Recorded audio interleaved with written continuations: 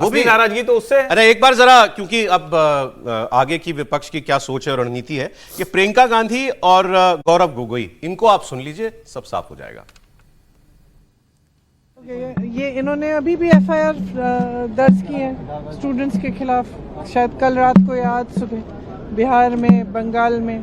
तो ये अपनी आदतों से बाज तो आए नहीं है। और मैंने सुना है, वेरीफाइड नहीं है, लेकिन मैंने सुना है कि जो लड़कियां गई थी प्रोटेस्ट में, कई लड़कियों के पेरेंट्स को फोन आ रहे हैं, उनको धमकाया जा रहा है कि तुमने अपनी लड़कियों को भेजा। क्या मतलब है? क्या हमारे देश में लड़की प्रोटेस्ट नहीं कर सकती? क्या मतलब है? Pellet guns, AK-47 are these terrorist? What is wrong with this? क्या रुख रहने वाला है विपक्ष का? देखिए, हम चाहते हैं कि पहले गृह मंत्री अपना बयान दे कि क्यों 20 जुलाई पर आरएएफ के द्वारा पैलेट गन चलवाए गए, लड़कियों पर बुरा व्यवहार किया गया पुलिस के द्वारा, और आज भी क्यों अलग अलग राज्यों में पुलिस प्रशासन बच्चों पर एक प्रकार से रिवेंज की पॉलिसी अपना रही है। तो कह रहे गृह मंत्री पहले जवाब दें। प्रियंका जी ने कहा कि अभी भी छात्रों के ऊपर दबाव बनाया जा रहा है, उनके परिवारों को फोन जा रहे हैं, वो बिहार की घटना का भी जिक्र कर रही हैं, वो बाकी सारी बातें। पैलेट गन की बात राहुल गांधी लगातार उठा रहे हैं, वो तो चिट्ठी भी लिख चुके हैं गृह मंत्री को।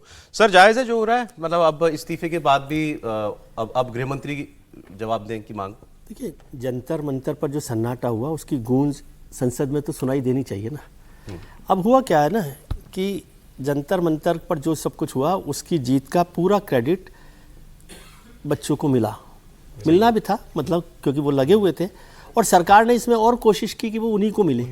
बिल्कुल बिल्कुल, है ना। तो वो अब ऐसे तो नहीं हो सकता ना, पॉलिटिकल पार्टी सोचे कि ये हमारे पास तो कुछ आया नहीं है, तो अब उसका कुछ शेयर तो यहाँ पर आना चाहिए। उनके पास जगह है, प्लेटफॉर्म है संसद, तो वो वहाँ पर आज करना ही था। और फिर मौका था लाठीचार्ज को लेकर, फिर आपने वो पैलेट गन के वीडियो चलाए, फिर वो AK-47 का वीडियो चल गया, और कुछ लोगों ने, बिहार में बच्चों ने शिकायत की कि भाई उनके यहाँ पर पुलिस परेशान कर रही है, तो ये एक मौका मिल गया कि पुलिस के व्यवहार पर आप चर्चा करें। तो उस पर चर्चा लेकर वो अमित शाह जी से, होम मिनिस्टर हैं तो वो समझते हैं कि होम मिनिस्टर से बात करें। और ये बात आपकी ठीक है कि होम मिनिस्टर से आप बोलेंगे तो कोई जितनी बात हुई उससे ज़्यादा ही बात निकल कर आ जाएगी।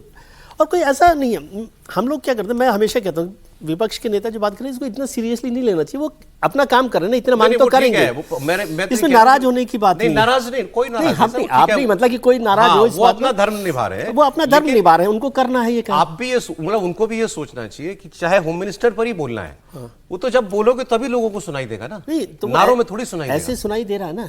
आपने वीडियो चलाया ना, और मैं बताऊं अभी आज क्या हुआ, 2 जगह देखिए। लोकसभा के लिए मैंने कहा कि भाई जब प्रश्नकाल था तो उसको तो करना चाहिए था, क्योंकि कोई एडजर्नमेंट मोशन तो आपने दिया नहीं। हाउस कैसे चलता? आपने यदि एडजर्नमेंट मोशन दिया होता और स्पीकर ने नहीं माना होता तो आप कहते नहीं पहले उस पर काम करिए। तो जब प्रश्नकाल तो विपक्ष का ही काल है, 1 घंटा जो है प्योरली अपोजिशन का है, मोटे तौर पर सवाल आपको सरकार से करना, तो आपने उसको नहीं इस्तेमाल किया केवल। और उससे पहले आप 15 मिनट प्रदर्शन कर चुके थे, जो नॉर्मल एक परंपरा जैसा ही है। राज्यसभा में क्यों नहीं चलना देना हाउस? क्योंकि राज्यसभा में वंदे मातरम का बिल है। हाँ, वहाँ वंदे मातरम, तो इसको पॉलिटिक्स को आप समझिए ना। तो राज्यसभा में सोनिया गांधी भी आई हुई हैं आज तो। हाँ, तो वो वंदे मातरम का बिल पर वो होम मिनिस्टर साहब को वहां पर बोलना है। तो एक इंटरेस्टिंग चीज मैंने नोट की, लोकसभा में टीएमसी के जो सांसद हैं उन्होंने कोऑपरेट किया आज स्पीकर के साथ। और दूसरी तरफ वहां पर जो डीएमके के थे, उन्होंने अलग से नीट को खत्म करने पर आंदोलन प्रदर्शन किया। हाँ, उनका तो पुराना विषय रहा है कि नीट खत्म नहीं होना इंडिया ब्लॉक के साथ नहीं किया उन्होंने, अलग से अलग किया। तो पार्टी में ऐसा चलता रहता है। और अभी ये बात करने के लिए कि भाई ये भी छात्रों की बात है ना, लाठीचार्ज की बात तो छात्रों की है। और उसको ताकत क्यों मिल गई? क्योंकि आज जब सुप्रीम कोर्ट में उस पर हियरिंग हुई तो सुप्रीम कोर्ट ने एक ऑब्जर्वेशन में कहा कि जब लोग प्रदर्शन कर रहे हो, शांतिपूर्ण प्रदर्शन हो, तो ये नागरिक अधिकार है और लाठीचार्ज नहीं करना चाहिए आमतौर पर, जब तक कि कोई बहुत स्थितियां खराब ना हो। तो उससे भी उनको ताकत मिल गई कि इस पर बात की जाए। मुझे लग रहा है कि जब ये बिल आ गया है, बिल पेश होना ही था, 12 बजे उनको पेश करना था जितेंद्र सिंह साहब को। हालांकि अब ये भी दबाव में कर रहे हैं। बाकी जो 2024 का बिल था उसको कौन सा कमाल से यूज ही कर लिया आपने। ठीक है, वो भी एक मैसेजिंग के लिए मैसेजिंग के लिए है खाली। तो लेकिन अब इसमें एक बात हुई कि अब जब 2 बजे हाउस चालू होगा, मुझे लगता है, जितना मैं पार्लियामेंट्री प्रोसेस को समझता हूँ, ये बिल पर बहस शुरू हो जाएगी। हो जाएगी मुझे ऐसा लगता है। चलें, बाकी ठीक अब तो वो ये लोग जानते सुप्रीम हैं, वो कोर्ट बड़े वाली बात नेता भी हैं। इंपॉर्टेंट है सर, मैं आ रहा हूँ, बस बता दूं क्योंकि मुझे ही उन्होंने मतलब खबर से आगाह किया था आते हुए, तो मैंने निकाला, एग्जैक्ट कोट कर देता हूँ, इंपॉर्टेंट है आपने जो बात बताई।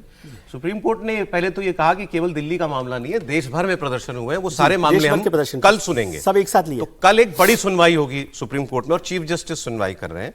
जो दो बातें उन्होंने कही, एक जो सर अभी आपको बता रहे थे कि चीफ जस्टिस ने कहा कि हर नागरिक को शांतिपूर्ण ढंग से विरोध करने का संवैधानिक अधिकार है और इसकी रक्षा की जानी चाहिए।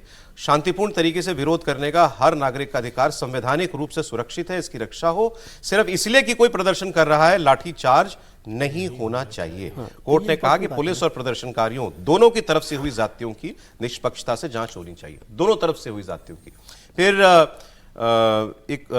इसके अलावा जस्टिस जयमाला बागची ने यह कहा कि हम यह भी पूछना चाहते हैं कि इतनी बड़ी भीड़ को संभालते वक्त पुलिस को पर्याप्त सुरक्षा उपकरण क्यों नहीं दिए गए थे।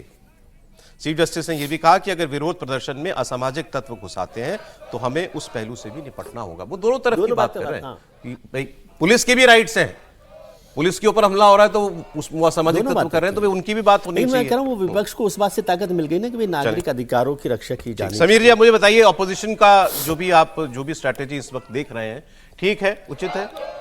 नहीं, मुझे लगता है कि ये गलत है।